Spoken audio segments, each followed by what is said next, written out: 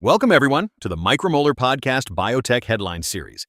Today is Thursday, March 12th, 2026. I'm your host, Jonathan. And I'm Susan. We've got a packed show for you today, diving into some of the biggest stories shaping the biotech industry. That's right. We're talking the titans of weight loss, M&A hunger, some exciting clinical trial news, and the latest from the regulatory front. So, let's get right into it. First up, the story everyone is watching, the weight loss drug market. And it hasn't been all smooth sailing for Novo Holdings. Their assets actually fell by about $25 billion in the first half of the year, largely due to the immense pressure at Novo Nordisk. Some are calling it a strategic conundrum. A conundrum is right. And on the other side of that coin is Eli Lilly, who are playing hard offense. They've recently had to issue a warning about impurities found in compounded versions of their drug, tirzepatide. A major patient safety issue. Exactly. And to meet the incredible demand and secure their supply chain, they are just pouring money into a massive global expansion.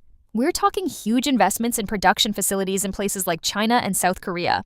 They are doing everything possible to defend that mind-boggling $1 trillion valuation. It's an astonishing figure. They're essentially building a fortress around their franchise, and you can see why. And that kind of money leads us right into our next topic, the broader financial landscape of the industry. The hunger for mergers and acquisitions in pharma is absolutely ravenous right now. Right. But there's a catch. The supply of high-quality, late-stage assets is starting to dry up, which, as you can imagine, is driving prices through the roof. So, more bidding wars? Exactly. But let's shift gears to some more positive news coming out of the clinic. We've had some really encouraging clinical trial readouts lately.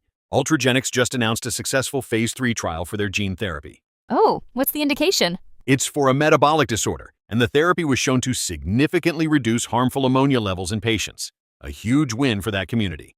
That's fantastic news. It is. And in the same vein, BridgeBio has released some very impressive data for their therapy targeting a form of muscle weakness.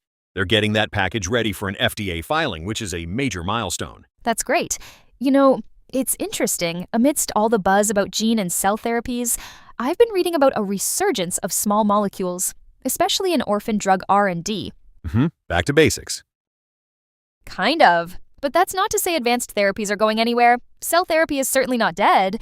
We're seeing a lot of investor interest in startups like Stylus Medicine, and REGENXBIO also just posted positive interim results for their gene therapy. So the innovation pipeline is still very active. So much exciting innovation. And on that note, that's all the time we have for this week's Biotech Headline Series.